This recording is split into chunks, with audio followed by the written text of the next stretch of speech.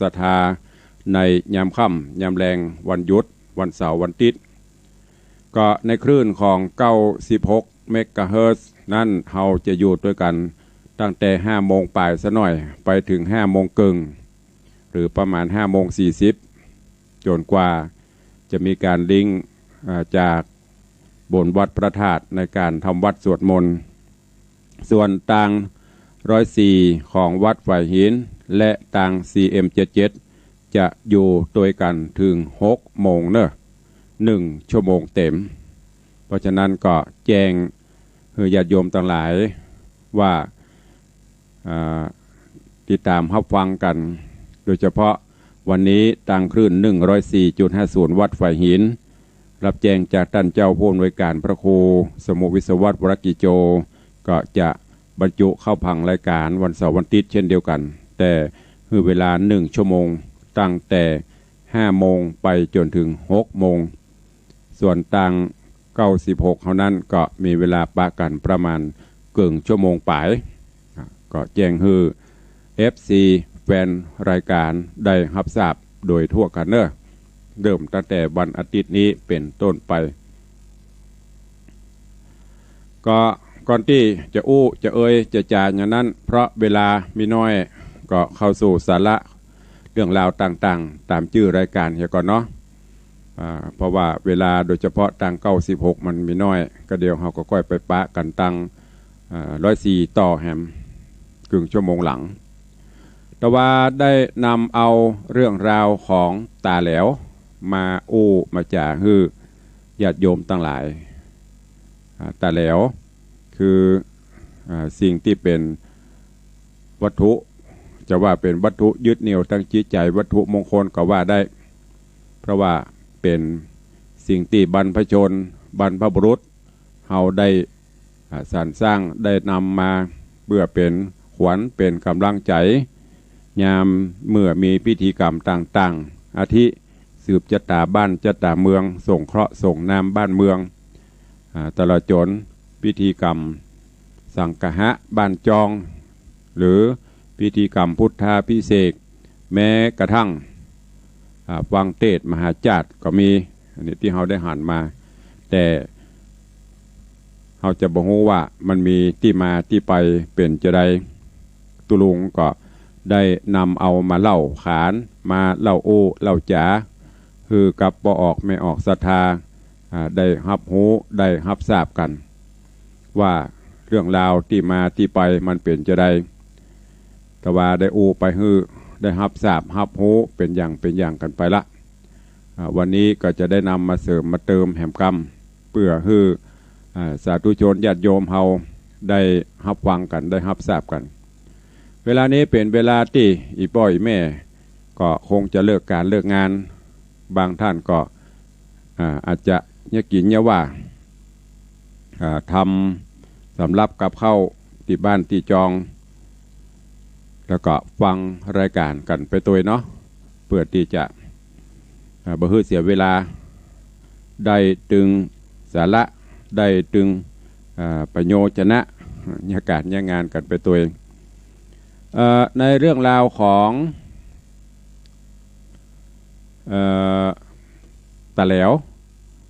วที่ได้ไปตะวาก็วันนี้จะได้ถึงเรื่องที่มาที่ไปหรือว่าตำนานแห่งอย่างหนึ่งเพิ่นบอกว่าคนไทยเฮาสมัยก่อนจะใช้ตาแหลวเนี่ยเป็นสัญลักษณ์เป็นสื่อความหมายปกปักรักษาป้องกันพูดผีปีศาจป้องกันสิ่งอัปมงคลชั่วร้ายบ่ฮือมาลาวีแล้วก็ปักเป็นเขตแบ่งเขตเป็นเขตห่วงห้ามเป็นเขตแดนทีนี้วันนี้ก็จะได้นำเอาที่มาของการแปลงตะแหลวซึ่งจากตำนานล้านนาเฮามาเล่าคือว่าที่มาที่ไปมันเป็นจะได้เพิ่นบอกว่าตามตำนานตะแหลวล้านนาเฮานั้นเพิ่นว่ามีกษัตริย์ฮิรัญญนครเงินยางพระองค์หนึ่งทรงพระนามว่าขุนเติงซึ่งกษัตริย์พระองค์นี้จะชอบเข้าป่าล่าสัตว์มีอยู่วันหนึ่งข ขุนเติงหรือกษัตริย์นี้ก็สุมาเตะไปเหี่ยวลงในบ่อหินหรือปัสสาวะลงในบ่อหินในเวลาไล่เลี่ยกันก็มีธิดาหรือว่าลูกของพญานาคซึ่งแปลงกายเป็นลิงได้มาแอวเล่นแล้วก็ได้กินน้ำในบ่อน้ำนั้นตีขุนเติงได้เหี่ยวลงไปนั่นนะแล้วก็มาเกิดการตั้งครรภ์ตั้งท้องขึ้นธิดาพญานาคก็ใจฤทธิ์สอดส่องก็รู้ว่าเจ้าของน้ำที่ทำให้นางตั้งครรภ์ก็คือขุนเติงก็ได้เกิดความฮักหลงไหลในขุนเติงก็ได้แปลงกายเป็นนางลิงจากนางลิงเป็นแม่ยิงจากลิงมาเป็นคนเป็นแม่ยิงที่มีรูปร่างสวยสดงดงามแต่การเป็นแม่ยิงฮักของพ่อใจเวลาจะเตียวเข้าไปหาพ่อใจนั่นก็ดูกระดากดูจะแบบเหมาะสมเปิงควรธิดาพญานาคก็เลยเนรมิตเป็นกวางทองไปล่อขุนเติงฮือไล่ตัวตามแล้วก็ได้ไปพบฮักกันได้ครองกู้อยู่กันในวิมานเนรมิตของธิดาพญานาคธิดาพญานาคเมื่อได้สามีแล้วก็ยังคงที่อยากจะเล่นโซนเล่นต่างๆตามภาษาก็จึงได้แปลงร่างเป็นลิงโล่นเล่นไปต่ำบนต้นไม้เกาะกิ่งนั่นกิ่งนี้เนรมิตม่านบังระหว่างวิมานกับต้นไม้ไว้แต่ลิงก็เล่นกันเพลิดเพลินจนเกินไปส่งเสียงดังโจนขุนเติงเกิดความรำคาญก็จึงกรีดหรือว่าหวากผ้าม่านส่องพอก็โห่ความจริงแล้วก็เกิดความเสียใจขุนเติงก็เอ่ยปากบอกกับนางลิง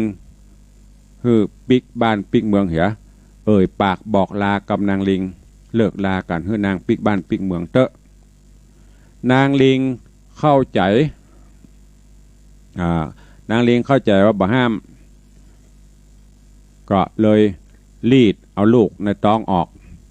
แล้วก็เอาใบตองตึงห่อรีดนมใส่บอกไม้แล้วก็สั่งขุนเติงว่าเมื่อไปถึงเมืองฮือเอาละอ่อนออกเอาฮือกินนมแล้วก็ฮือตั้งชื่อลูกว่าขุนตึงป่อขุนเติงลูกขุนตึ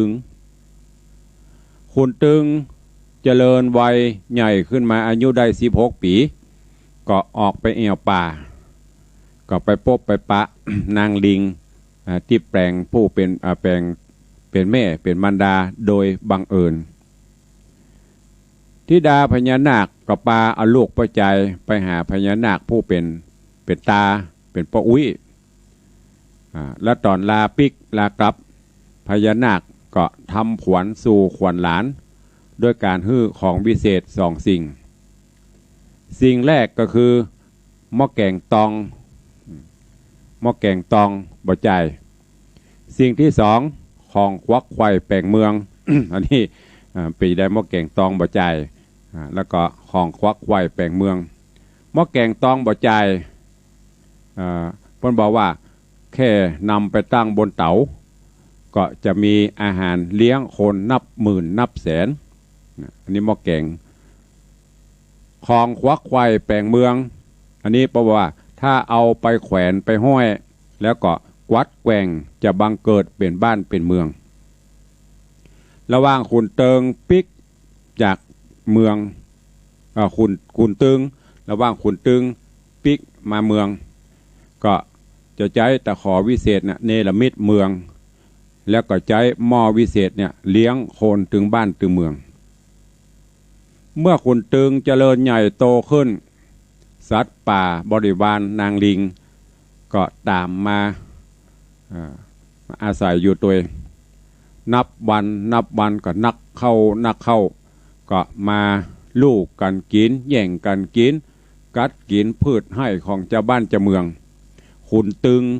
แก้ปัญหาโดยการไปตามพญาแหลวหรือเยียวนะมาพอมากวยอันนี้ด้วยการแก้ของเปิ่นหรอลิงกาอย่างกาสัตว์มาพืชให้เจ้าสวนเจ้าก็เลยไปเอาพญาแหลวหรือเยียวมาพอมากวยโมซัดกลัวพญาแหลวก็ถอยล่าไปแต่พอพญาเหี่ยวหรือว่าแหลวบอยู่หมู่นักก็ปิกมาแหมคูณตึงก็มาปรึกษากับแม่ว่าจะเนี่ยจะใดก็ได้รับคำแนะนำจากแม่คือไปสารตอกไม้สารตอกเอาไม้มาจักเป็นตอกเป็นสารคือเป็นหูปดวงตาแหลวตาเหี่ยวเอาไปปักไว้สัตว์ก็จะเข้าใจว่าพญาแหลวยังอยู่ลูกก็มันก็จะบักกล้ามาลบกวนแถม ดังนั้นเฉลียวหรือตาแหลวเป็นของที่ทำได้ง่ายแต่ญาติโยมทั้งหลายโผลตั้งจิตใจของเจ้าบ้านเจ้าเมืองของเฮามันมีนักจึงได้นิยมกันมาจนถึงการละปัจจุบันเนี้ยเพื่อป้องกันอย่างกลางโต้งกลางนาเวลาเปิ้นสู่เข้าสู่ขวัญเปิ้นก็จะเอาไปปัก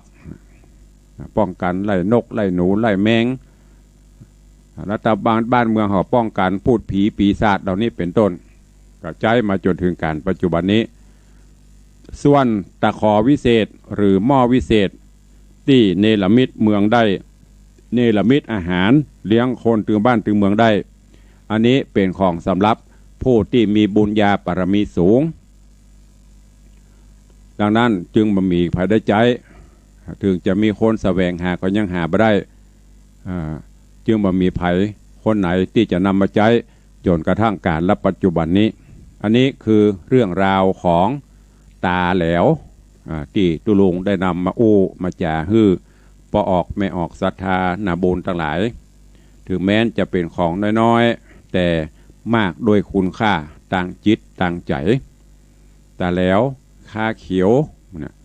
อย่างถ้าเป็นธรรมใจเนี้ยสังกะหะเนี่ย เพิ่นจะบอกคือแปลงตาแหลว7 จันดังกองไฟใหญ่7 กองแล้วคือพี่น้องมานั่งปังกเทศเทศนาธรรมองค์เป็กจะลำแผ่นดินดำไหวว่าวาดสายตาผีคาแล่นพันนี้ละคนดีตูไว้นี่อย่าเอาตัวฝูงหมูต่านตั้งผีม่านผีเขนผีกะผียักษ์ผีเย็นแต่ห้าแต่หงจุงเรียบหนีไปปันนี่ในธรรมนะถ้าใครข้าได้ก็มาขันตั้งบะแปง9,999ตุลุงนี่หน้าเงินเนาะนี่อู้เล่นบ่ได้มันมีในธรรมจะยะสังกะหะนี่คือที่มาที่ไปตำนานฮีดครองเรื่องราวความเป็นไปเป็นมาก็ได้นำมาอู้มาจ๋ามาเล่าให้ญาติโยมทั้งหลายได้สดับรับฟังกันในเรื่องของตาแหลวเนอะเวลากับเบยขลับปะแป๊บจะไปกึ่งชั่วโมงละเพราะนั้นก็หวังว่าสาระคติข้อคิดเรื่องราวดีๆที่ได้สรรหาศึกษาค้นคว้านำมาอู้มาจ๋าให้พอออกไม่ออกสถานี้ในยามค่ำยามแรงก็คงจะเป็นประโยชน์นะเนาะบ่นักก็น้อยเขาจะได้นำไปอู้ไปจ๋าที่มาที่ไปมันเป็นจะอีรู้เขาจะได้หูกันเนาะก็พอควรแก่เวลากันก่อนกระเดียวก็ตักตายประสานน้ำไม้ก่อนเพราะว่ากระเดียวตั้งคลื่น96ก็จะหมดเวลาแล้วส่วน104เขายังอยู่ด้วยกันต่ออยู่ตอนนี้ก็จะได้เปิดน้ำไม้อู้อู้จ๋าญาติโยมศรัทธาพอควรแก่เวลาแล้วก็เดี๋ยวเราจะไปในชั่วโมงในกึ่งชั่วโมงหลังก่อนที่จะได้อู้จ่าประสานน้ำไม้เนอะตุลุงก็ขออนุโมทนาขอบคุณวันนี้ขอบคุณกับโยมแม่ปราณีพยัคฆ์ไข่หพลพร้อมลูกหลานตันเต้าครอบครัวบ้านหนองแต้นสันปะตองโยมแม่ได้นำปัจจัยจำนวน8,000 บาทมาร่วมเป็นเจ้าภาพในการปิดทองชัดบริวารขององค์พระธาตุเจ้าเจดีย์วัดวังสิงคำที่เขากำลังบูรณะปฏิสังขรณ์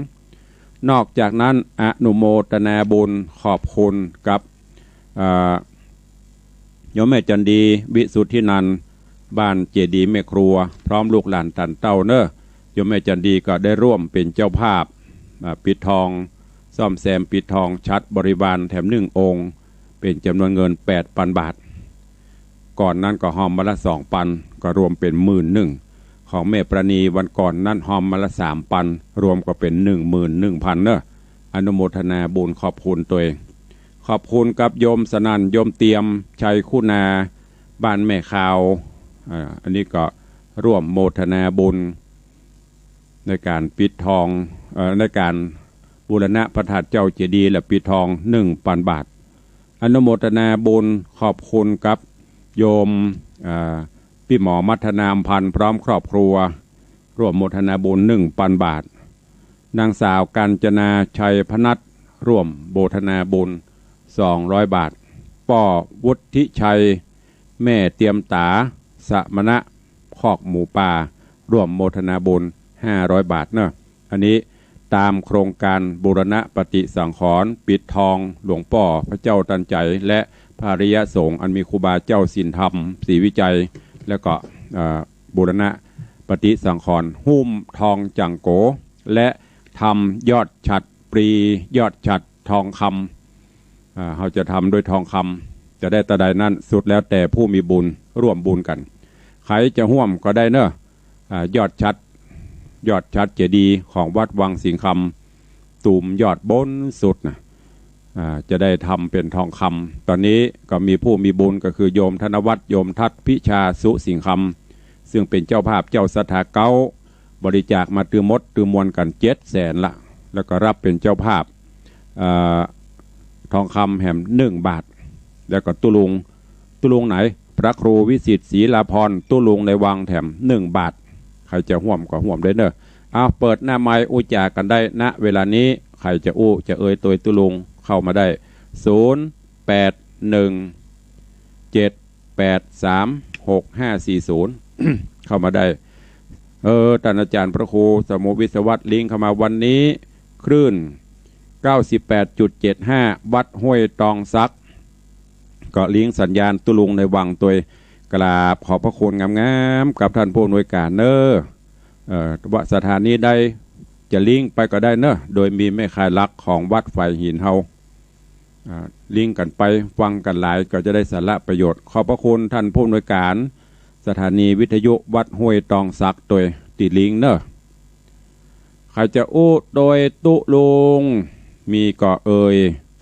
ตะกี้พอของท่านพระครูปรัตถนงโลพอมาถึงของตุลุงดักปิ้งก็บ่เป็นอย่างเนาะแฟนคลับของไผ่ของมันอย่างนักร้องนะกะวันนี้สายันสัญญาไปทำการแสดงคนเต็มมันเนี่ยวันนี้แหมโพนไปลุงใจไปแสดงโพนหายเนี่ยชอบไผ่ชอบมันไม่เป็นไรใครจะรายงานตัวใครจะโดยตุลุงในวังวันนี้เอาตาแหลวมาให้ฟังก็จบไปเดี๋ยววันเสาร์วันที่หน้ากับฟังตอนใหม่เรื่องใหม่หม้อทีเป็นรายการข่าวสารงานบุญแต่พอดีตอนนี้โควิดมา งานบุญงานอย่างก็ยกเลิกกันไปบ่มีข่าวก็เลยเอาสาระคติเขาคิดเรื่องราวปิกมามาจ๋าตามพอควรแก่การละเวลายังมีซักสายไปดีน้อยใจตัวเก่าเนาะแฟนคลับไม่มีสักคนเลยหายไปไหนหมด0817836540เจริญปอนฮัลโหลจากไหนจากกันแน่กับทางซ้ายเนี่ยเป็นทัศนีว่าได้ได้ฟังอยู่เนี่ยแกเห็นมันมีใครโทรหรอเป็นแฟนคลับหรอแฟนคลับท่านหรอสาธุดีละเจ้าอนุโมทนาเนอสาธุขอบคุณอนุโมทนาโยมทัศนีจากสันทรายแม่จันฟ้องว่า สาธุอนุโมทนานะแม่เด้อจะเลินปอนแม่จันฟองละอบ้านโป่งดอนเอาแม่ครูว่าได้สาธุเจ้าฟังอยู่ในเจ้าก็ว่าบ่มีใครฟังตุ้ลุงเลยอีกฟังกับเจ้าฟังอีกอ่ะมันจะได้หูกับโทรพักฟังอยู่เจ้าแต่ดักปิ้งเนี่ยไปหูไปฟังบ่ฟังก็เลยฟังเหมือนอยู่ฮะฟังกับโทรมาพ่องปดอุตสาหะเวลา6-7 นาทีดักปิ้งบินบอยไปนักไปไหนนี่มีสักคนสาธุอนุโมทนาเด้อสาธุสาธุจะได้หูถ้ามันดักปิ้งนี่จะยกเวลาคืนให้สถานีบัดจัดละธรรมโคมีใครฟังดักปิ้งก็จะยกเวลาเปิดจะได้เวลาไปเนี่ยการอื่นเหี่ยกวาดขี้เงี้ยขี้โกงอันนี้อุตส่าห์สละเวลามาถ้ามันดักปิ้งนี่แสดงแฟนคลับไม่มีใครฟังก็ถวายเวลาคืนกำลังเริ่มวันนี้นี่เนอะ104นะจะเพื่อได้คืนเวลาเขาเปิดเจริญปอนเบียงป่าเป้าฟังจากขึ้นไหนแม่104กะฟังจากโทรศัพท์104จาก Facebook เนาะสาธุอนุโมทนานะดีละอีกะคือกำลังใจกันเนาะดีละสาธุเนอเจริญปอนเอาแบ่งกันสายต่อไปเจริญปอนเจ้าฟังอยู่เนอีกะฟังอยู่กับโทรมาพ่องใจเวลา1 วินาทีก็ดีใจละฟังเสียงก็รู้น้อยใจนี่ก็มีพ่องกับแม่ดักปิ้งนี่มันจะได้จะเบาเฮ้ยสาธุเนอเจ้าไว้สาเจ้าอีกะโทรมาพ่องอันดักปิ้งนี่จะคืนเวลาแล้วบัดจัดแล้วกวาดขี้เงี้ยดีกว่าเจริญปอนสายต่อไป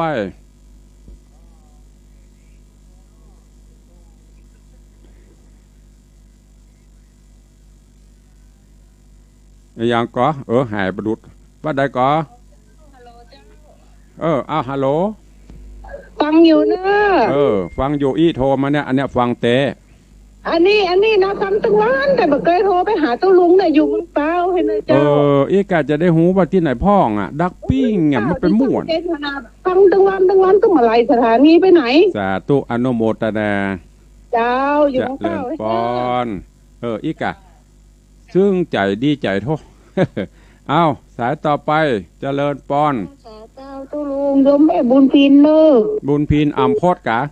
ฟังตั้งวันนะเจ้าสาธุอนุโมทนาไม่น้อยใจตู้ลุงจะยกเลิกไปอีกถ้าบ่มีใครโทรมายกเลิกทันทีแต่ถ้ามันจะก็จะบรรยกเถอะสาธุถ้านี่มายกเลิกแหละถ้าบ่มีสักอย่างยกเนอะเจริญปอนฟังกันเพิ่งมาได้โทรถ้าบัดโทรจะยกคืนเวลาละจะย่างละกวาดขี้เงี้ยแต่ละจะเป็นอย่างนั้นกันฟังกันทุกคนถ้าโทรมาโลนี่ม่วนสาธุเด้ออนุโมทนาจะเลิศพรพลโดยเนอสาธุถ้ามีกำลังโลนี่บยก104กับฟังกันไปเรื่อยๆส่วน96ก็เอาตึกไหนตึกหันเนอเตือเวลาทางสัญญาณลิงก์จะมาจากไหนจากสันทรายแม่เจ้าวันนี้พี่น้องสันทรายมาหลายใจจื้นใจบานไปเรียนเจ้ามันจะแม่ขอถามหน่อยเหรอว่าจะแล้วเนี่ยยังไม่เอามาจากวัดยังกวงแล้วยังไม่จะมาไว้ที่ไหนนี่เอาไว้บนบ้านก็ได้ไว้แม่ไว้ติดประตูก็ได้ส่วนมากพออย่าติดประตูพอลืมแล้วเอาไว้จุดสูงนั่นแหละพอได้ยินตุลุงว่าขึ้นถึงตะแล้วเนาะก็นั่นเองเลยไม่ไหนแต่แล้วว่าท่านซ้อหาทำพระกับไปเอาของครูบายังกวงเบลอปูจาเอา199 บาทไปได้นั่นน่ะของฟรีเอามาไว้ไหนจังใดนี่นะของฟรีมาดึงบัดงูเรื่องเนาะสาธุซ้อหาเด้อแล้วติดประตูบ้านนั่นเด้อบัดเตนหยังกับไปเป็นกับพุทธบอกเขาประเดี๋ยวเนี่ยติดประตูบ้านก็ได้ติดห้องบนห้องประตูบ้านประตูเฮือนได้หมดเอาไว้ฮันเตอร์เป็นอย่างของพิเศษทางส่วนของ96 ก็เดียวเปิ้นถ้าลิงสัญญาณบนดอยลงมาก็คงจะตัดออกเนอะแต่ก็หมุนไปพุ่นไป104เพิ่นเนอะหมุนไป104ถ้าติดใจนะหมุนไป104อ้าวเจริญปอนฮัลโหลฮัลโหลฟังอยู่จ้าอยู่ที่ไหนอยู่บ้านบวกฮะอยู่บ้านบวกไม่ใช่บ้านร้องเนาะบ้านบวกทางดงไม่ใช่บ้านร้องเนาะอยู่บ้านบวกเนาะเจ้าฟังลุงได้สาระอยู่ก็คณะมีสาระยังมีใครฟังโอ้ยหยังคนบ้านบวกฟังอีหรอแต่ตุอนุโมทนานะแม่เนอบ้านบวกอ้าวเจริญป้อนจากไหนเอ่ยจากเรียงหนองล่องไปแจ้งเจ้าเรียงหนองล่องฟังจาก96กะเจ้าสาธุสัญญาณชัดดีเนาะชัดเจนดีเจ้าชัดเจนอย่างเสียงตุ้ลุงในวังได้บ่นั่นแล้วเจ้าสาธุบุญรักษาเด้อเจ้าจะเลินปอนอีมาหลายตีหลายต่างม้วนก่อยอันใครจะอู้ตุ้ลุงพ่องดักปิ่งนะค่ะดอกฟังเสียงนี่กันนะค่ะอีน่ะกำลังใจมันมีถ้ามันโละ5 นาทีอู้กันพ่อบัตันว่าบาดว่านี่โตขัดต่อเวลาสัก10 ชั่วโมงแผ่วมันพูกไม่เจ้าปุ่นก็อู้กันไปเนาะตุลุงตึงจะเอะเนอะอู้แต่พ่องเล่นพ่องอู้กันนัวไข่หัวกันม่วนยามเมื่อฮื้อสาระก็ฮื้อยามเมื่ออู้จ๋าก็อู้จ๋าต้องแบ่งเวลาฟังแล้วก็คือกำลังใจกันเข้ามาเนอะเจริญปอนฮัลโหลว่าได้จากไหนเอ่ยจากอันสัมปสักเจ้าแลใช่เจ้าถ้าวันนี้มากู้หัวละแหงเนาะเจ้าฟังอยู่นะเจ้ามาเจ้าก็ฟังอีกาจะได้หูไปฟังที่ไหนตั้งไหนอ่ะเจ้าแล้วบัดล่ามได้โทรมาการนี้โทรกันเนอะแต่มันเมาเนี่ยกินนึ่งข้าวอยู่บัดตันเอาตัววิทยุตัวมาอากาศมาเจ้าว่ะเอาวิทยุห้อยคอกันแล้วก็สวะปากให้กำเดี๋ยวไปวัดเข้าเดี๋ยวมันไปจุ่มในหม้อข้าวแกงอย่างเงี้ยแล้วอันนี้ก็ดีเพิ่มทานมันฮ้อนดังเลยเขากันเจ้าฟังอยู่นะเจ้าตุนแม่เนอจะเลินปอนเจ้าดีอกดีใจวันนี้แฟนๆหลายบ้านหลายจองต้องดึงออกมากันเนาะโทรหากันนี่มันม่วนดีหรอใครจะอู้จะจะจ่าโทรหาตอนนี้ตัง96เพิ่นคงจะตัดไปหาอันนี้แล้วกันเพราะว่าเวลาตอนนี้5 โมงเกิ่งป่ายละเป็นอย่างก็เอาตามอย่างที่ได้แจ้งรายการไปถ้าถึงเวลาเขาก็ฟังแต่ตั้ง104ตอนนี้อยู่กันถึง6 โมงเมื่อแรงเดี๋ยวเวลาแถมซาวกว่านาทีก็เดี๋ยวพักสักเงียบเนาะพักอันอย่างตุลงไปอันอย่างก็ฟังเพลงบ่ ฟังเพลงกำเมืองสักเพลงม่วนๆกำเดียวก็อันมาอู้มาจ่ากันทำกรรมเนาะฟังเพลงสักเพลงขั้นเวลาขั้นรายการเอาเพลงอย่างพ่องผมเนอะเปิดปะอันใดก็เอานั่นอ่ะเดี๋ยวจะซ้ออันเพลงลงใจมาให้ตัวจัดรายการเองดีเจก็เป็น อันนั้นก็เป็น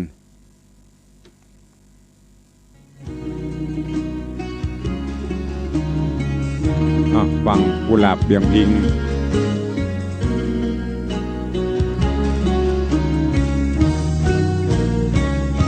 กุหลาบเวียงพิง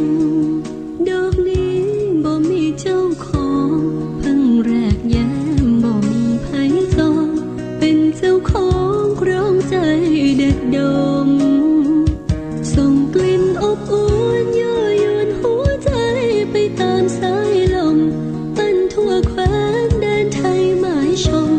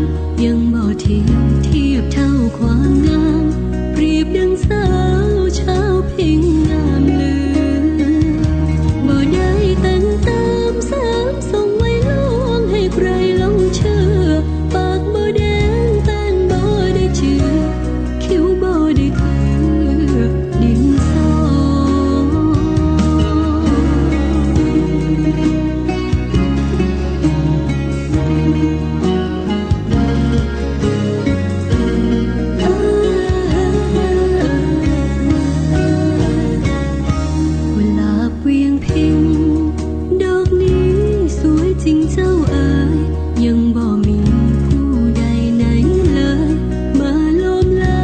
เอาไปพนอด้วยสาวชาวเพ็ญกลัวบ่ฮักจริงของชายรูปหล่อกลัวเสียน้ำกลัวคำโต้โยกลัวน้ำตาหล่อรินสว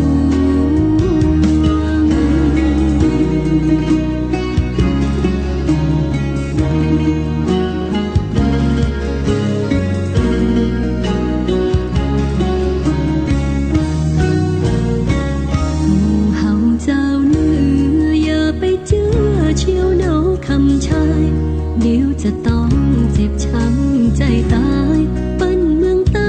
อูจาโลกลวงหากปั้นได้เฮาปั้นคงทิ้งเราน้ำตาไหล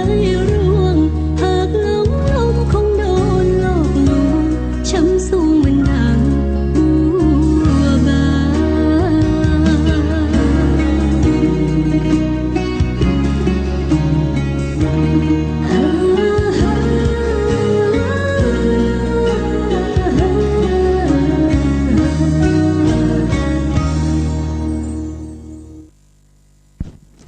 ก็ฟังเพลงไปพ่องสลับได้หลายๆรายการเนาะปิกมาในกึ่งชั่วโมงหลังต่าง 104.50 เมกะเฮิรตซ์แล้วก็ต่าง CM77 แล้วก็ต่างวัดห้วยตองซักยังอยู่ด้วยกันไปจนถึง6 โมงโอ้วันนี้ม่วนงานสันเล่าได้ตึงสาระได้ตึงม่วนได้ตึงได้โอได้จากันเนาะรายการตุลุงก็จะเป็นจะเอี้ยนเนอะพอมันบ่มีสคริปต์สแครป จัดกันไปเอาความสุขคือกับญาติโยมศรัทธาเฮายามค่ำยามแรงในวันหยุดอยู่บ้านอยู่จองทำสำรับกับเข้ากันไปอากาศก็ร้อนเนาะก็อดเอาก็เดี๋ยวถ้าฝนตกมามันก็คงจะเย็นแต่สภาพอากาศเช่นนี้ก็ระวังเกี่ยวกับพายุเพราะความกดอากาศมันร้อนถ้าฝนลงมาเห็นสัก5แรงปะทะมันก็จะลดลงก็ด้วยความเป็นห่วงเนอะบ้านไผ่ตีมีกิ่งไม้กิ่งตอกงำมาต่ำบ้านต่ำจองก็ตกแต่งเหรอหรือหลังคามันหัวมันซึมก็ซ่อมแซมเหรอเนอะเพราะจะเข้าสู่หน้าฝนละเดือนเก้ามาละเดือนเก้าเดือน10แฮมบักกี้แฮมนี่ก็จะเข้าภาษาละมันโวยวันเวลาประเดี๋ยวนี้แล้วก็ประกอบกับสถานการณ์โรคระบาดก็ยังมีอยู่ยังบ่จางหายไปเตื้อ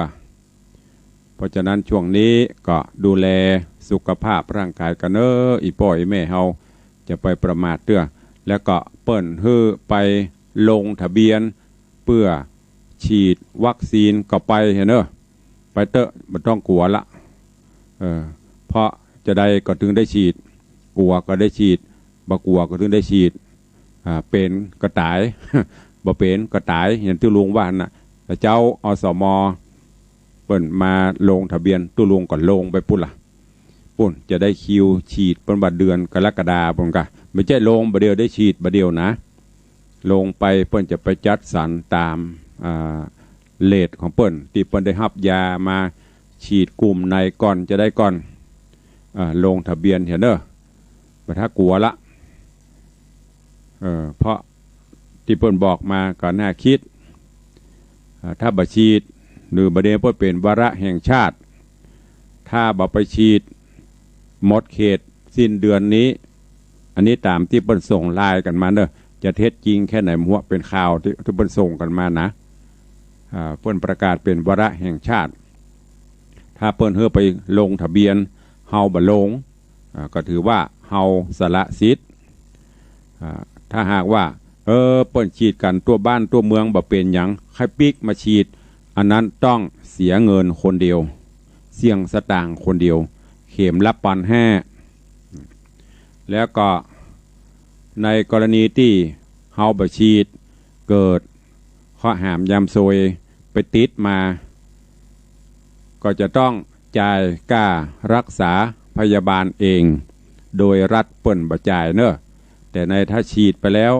มันเป็นก็ยังได้รับการรักษาพยาบาลตามสิทธิ์แต่ถ้าบ่ฉีดอันนั้นน่ะโดน โดนจ่ายเองสดๆเพราะว่าจะเป็นโรงยาหลวงโรงยาเอกชนก็ต้องจ่ายเองตามความเป็นจริงอันนี้ก็น่าคิดนะมันจะมีข้อดีข้อเสียญาติโยมทั้งหลายอย่างที่ปนบ้านน่ะอันสมมติเฮาบ่ฉีดเกิดว่าติดมา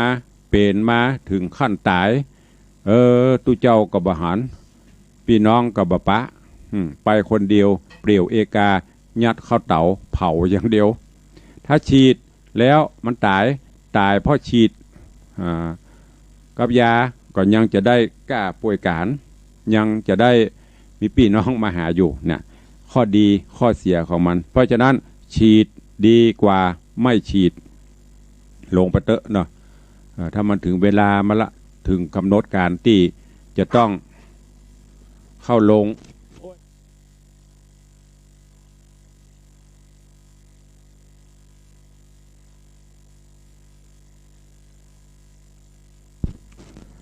ถ้ามันถึงเวลาก็ต้องไปอันนี้ก็ฝากไว้เนอะกับข้อคิดแต่ไม่ได้บังคับพอออกไม่ออกศรัทธาเนอะนำมาอู้มาเล่าเป็นสาระข้อคิดที่ดีก็นำมาเล่ามาอู้มาจ่าฮือญาติโยมต่างหลายในรายการชื่อรายการก็ตือบอกแล้วหรอนาสาระสัปปะสัปปันร้อยอันปัญญางจากตุลุงในวังมาพัก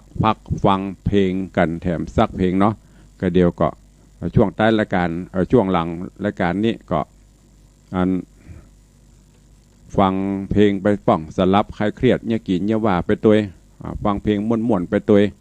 ได้หลายๆสิ่งหลายๆอย่างก็เดียวเขาก็ค่อยมาอู้มาจ่ากันต่อเนาะฟังเพลงสักกรรมโดยประพันธ์แก้วเกศภูมิใจเสนอผลงานเพลงชุดบนเจ้าที่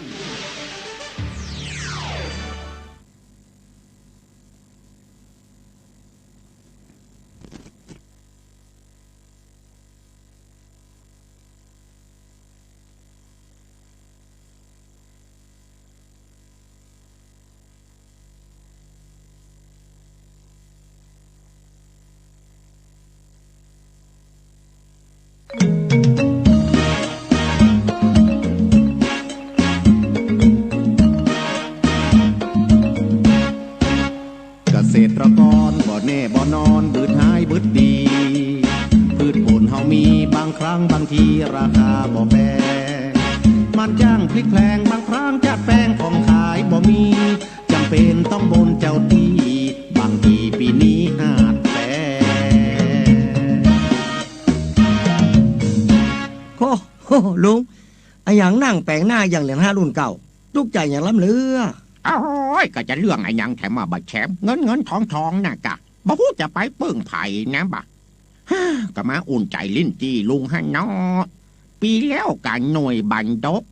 ลุงถ้าจะลืมบนเจ้าตี้นะแชมมันจะไปเกี่ยวอย่างกับเจ้าตี้จะไปแม้โดโทกันในเนอะ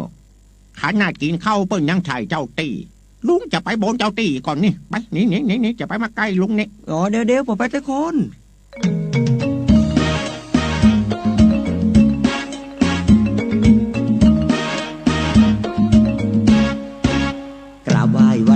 ท่านเทวดาฝนฟ้าประณีขอกราบ3 ทีแม่ธรณีปีนี้ช่วยเอาถ้าได้ขายแป้งจะเลี้ยงแล้วแดงอาหารหวานข้าวบนบานต่อหน้าศาลเจ้าสุระเก่าเป็นเหล้าอย่างดี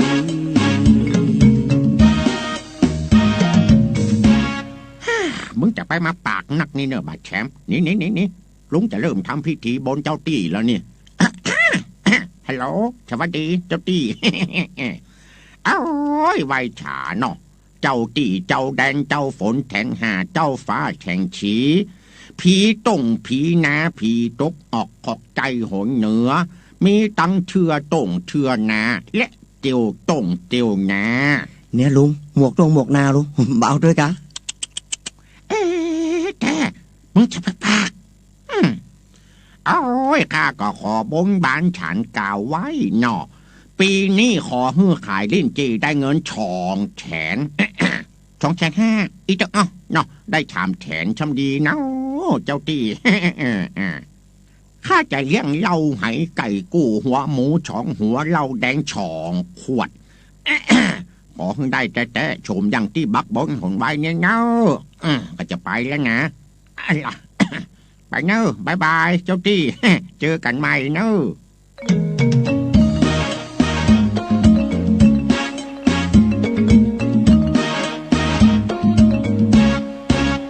เกษตรหัวหมุนลิ้นจี่ขาดทุนหัวหมุนกว่าเดิมก็มีเพิ่มเติมซ้ำหายกว่าเดิมจะยะจะได้บนไว้อย่างดีแม่ธรณีลิ้นจี่ลำไยจะเลี้ยงหมูเห็ดเป็ดไก่ขอเปลี่ยนไปเป็นเหล้าดองยา เจ้าตี้อยู่ก็มาแก้บนเฮือนเนอะตามที่ได้บักบงตกลงชัญญากันไว้นั่นนะถ้าขายเล่นจีได้2-3 แสนข้าจะเลี้ยงเต็มที่แต่มันมาถึงเป้าเข้าใจก็ข้าขอเอาเหล้าไหไก่กู้ก็ขอเปลี่ยนเป็นเหล้าขาวแก่ช่องโกงข้ากินมาเกินละนี่เด้อ มันย่อมไข่ไก่ช่องแกนไข่หางเนอะอันนี้นะหัวหมูที่ว่าช่องหัวขอเปลี่ยนเป็นแค่หมูช่องเพราะว่ากันเนาะมันขาดทุนล่ะบาเจือกะฮะถ้าบาเจือพอบินนี่บาจ้อยกันแต่เนี่ยบินเอาเครื่องคิดเลขคิดพอคนเดียวก็ได้ไปเนอะกินมากินก็จ้างเถอะ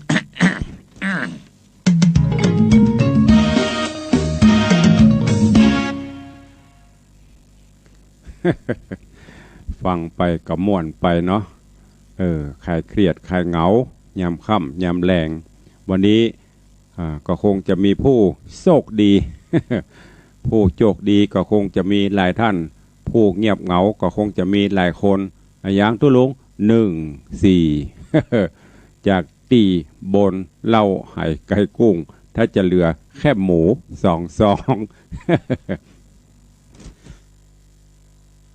เหมือนอย่างอันลุงใจไปนี่เนาะเอาเจริญปอนปริหังวดายไปสาขาพูดถึงเจ้าตี้โอ้ก็เลี้ยงเก้าเลี้ยงเจ้าตี้น่ะก็น่ากะเลี้ยงเก้าเลี้ยงเก้ามาแล้วเนี่ยเตรียมพร้อมโอ้จับจังว่าดีแท้ๆเนาะวันนั้นก็ประกรรมเดือนเก้าไปเลี้ยงผีป่าผีดงเลี้ยงครูบาอาจารย์เลี้ยงเจ้าตี้เลี้ยงปู่เลี้ยงหญ้าเดือนเก้าบ้านเราก็จะเลี้ยงกลางก้าเดือนเก้าวันที่20ครับแต่เจ้าแม่ปานีเพิ่นมาครับมากะวันนี้แม่จะแม่ปานีเอาของโปรดคือจีน1โอ้นี่เร็วๆประธานบางไฟเพิ่นมาเลยวันนี้ใจดีแล้วจุ่มมันเย็นเลยวันนั้นสิ่งเหนือโอนเข้ามาวันนี้เสือใต้ซื้อจีน1มาตัวโอ้ไว้สาเด้อบุญบารมีของวัดวังสิงห์คำท่านหลวงปู่เอาสาธุอนุโมทนาบุญเด้อสาธุกับพ่อเลี้ยงตัวครับดีใจนะครับสาธุวันนี้เสือใต้แม่ปานีนำเอาปัจจัยมาร่วมถวายแล้วก็นำเพิ่นว่าบัดเดี๋ยวจะเอาของโปรดนี่ล่ะไม่ใช่ของโปรดนะของโปรดมาพอแต่เจ้าจีน1มันผูกมาเจ้าก่อนจะสั่งหารยามโควิดได้เข้าเหี่ยโง่จีน1เหี่ยสัก3 ตีนอิ่มแป๊ดมาแล้วหันยำตันอย่างเตือเอาเจริญปอนว่าจะได้ฮัลโหลกับเจ้าหาบรรพกก่อนกะแล้วเจ้าฉันไป2 ตีนวันเพนน่ะลำกับเจ้าลำกะโอ้ยินบัลลำอันอย่างจะลคำนี้เอาไปแฮมโน่เอามานักเอามาสัก3 โปว่าเล่นบ่ได้รับมันแปลงโมอีกับปอละเจ้าฉันไปหน่อยอย่างออกมาแรงตึกวันกับเจ้าเนี่ยวันเสาร์วันติดเสาร์ติดพิเศษกะแบบพิเศษวันทุกวันเสาร์วันอาทิตย์อันที่104น่ะจ้ะวัน104หลวงพ่อกำลังเริ่มวันนี้ อ๋อสาธุอ ท่านพระ นุ ครู โม ก็ใจดีเนาะออกตามเพศตัวเอง ถ้ามีเวลาถ้าคนโทรมาหานักก็จะออกตลอดถ้าดักปิ้งก็จะลาไปกำรายการนะกะจะรวยแล้วกับเนี่ยออกหลายปี ถ้าแม่ปณีมันนักรวยกะเอาเจริญพรสาธุขอบคุณอนุโมทนาสาธุเปิดฟังจากตังอันนี้มันย้อนกับเย็กเอาได้รายการแถมเหลือเวลาแถม5 นาทีจะอู้ไปก็คงจะบรรจบเรื่องเปิดเพลงกับบัตรจบละเปิดหน้าไม้อู้จากันต่อได้รายการตักตายสายหน้าไม้ไข่จะอู้ตัวตุลุงเข้ามาเนอะเดี๋ยวเขาจะได้ส่งท้ายเลิกลากัน0817836540วันนี้ไผเป็นเศรษฐีพ่อง มาเจ้ากำแยงแมลงกำถูมาเจ้าเนี่ยขอซื้อใบปันกับมาขายเดี๋ยวนี้เอาไปแปลงดอกจัน 1-4อิโลท่อปะโลต้องไปทำมันแน่นะพ่อนะเลือกที่ออกแอบเนี่ย อันที่สมใจที่ได้ก็ยิ้มอันที่ไม่ได้ก็กินน้ำพริกตาแดงไปก่อนใครจะอู้ตัวลงเข้ามาเด้อฟังจัดที่ไหนทางใดม่วนกาจัดรายการแบบนี้ถูกใจหรือไม่ก็ติชมเข้ามาได้0817836540ขาแตงจะนัก40มันออก144004มันออก14เลยเอาแค่หมู2 ถุงไปเลี้ยง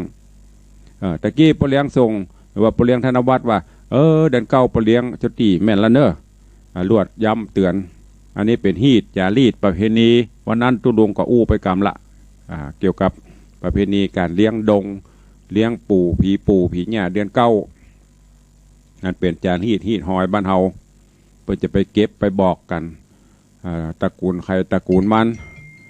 เก็บบางผีบ้านก็กินอย่างเป็นที่ของเครื่องเส้นก็แล้วแต่ที่เปิ้นเคยเลี้ยงเจริญปอนไม่ค่ะเจ้าตุลุงเจริญปอนเจ้าอันอีดูตุลุงเนาะว่ามีไผโทรไปว่าคนฟังกันนักขนาดเจ้าแต่โทรไปแล้วมันแบบติดเจ้ามันแบบการเปิ้นบ่เชื่อลุงตึงบ่เชื่อฟังกันอยู่นะเจ้าเนอะกำลังใจด้วยนะเจ้าตุจากที่ไหนก่อนเนี่ยจากแม่ออนให้เจ้าแม่ละมุนนะเจ้าเนาะแม่ออนสารกับแปงเจ้าแม่ออนเนี่ยเจ้าสาธุเนออนุโมทนาเจ้าฟังกันเลยเจ้าจะเลิศปอนจากแม่ออนสายต่อไป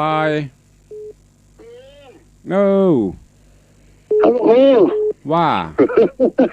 ไผพูดตุลุงไปร้อยใจเด้อม่วนน้าฟังตุลุงนะ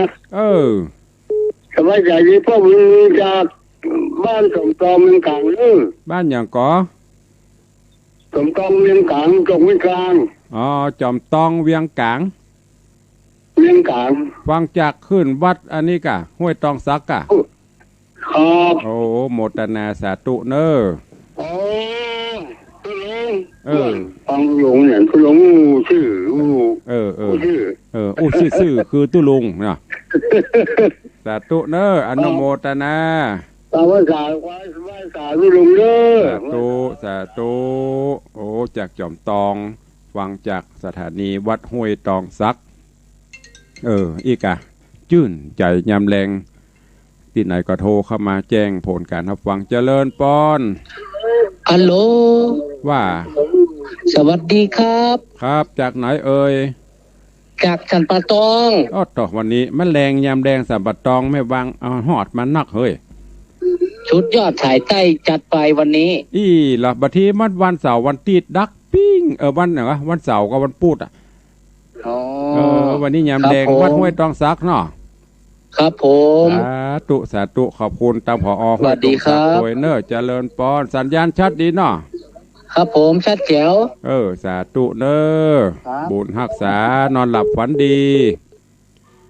วันนี้เป็นว่าเพิ่นฟังจากวัดห้วยตองซักยำค่ำยำแรงกันก่อนนักเนาะจาก104ก็หลาย CM77 ก็นัก แปลกกูเตือนตุลุงว่าแม่เจ้าขึ้นสีขาวเฮาลิงกันจะนักโซนตังใต้นี่ตังหอดตังจอมตองบ่ค่อยได้ยินโอ้วันนี้ปิ้นจะลีนเฮ้ยแมลงนี่หลายขอบคุณหลายๆเนอะเป็นกู้เป็นเกมกันเนอะเป็นประจำทุกวันเสาร์วันอาทิตย์ยามแรงแล้วก็ภาคเจ้าก็ปกติ6 โมงถึง 7 โมงถ้าเป็นพี่น้องตังที่ฟังจากห้วยตองซักก็จะได้ฟังวันพุธแล้วก็วันเสาร์ตีคลื่นสีขาวปนลิงเนอะแต่วันนี้ห้วยตองซักปนลิงจาก104ตัวก็เป็นนาบุญได้ฟังด้วยกันเนาะก็ขอบคุณทางผู้โดยการเจ้าหน้าที่ของตังห้วยตองซักตัวเอาแล้วเนาะเวลาหมดเวลาเหลือแหมน้อยเดียวมันจะเคารพธงชาติกันตุลุงก็ขอนำรายการจากญาติโยมไปก่อนเนาะก็ปะกันใหม่วันเสาร์วันอาทิตย์หน้าในรายการนานาสาระสปะสปันร้อยอันปัญญางจากตุลุงในวังวันนี้ขอความสุขสวัสดีบุญบารมีปกปักรักษากินข้าวน้ำจำข้าวแรงนอนแล้วก็นอนรับฝันดีจะประลืมไหว้พระสวดมนต์จัตตาโลธรรมาวัฏันติอายุวันโนสุขัง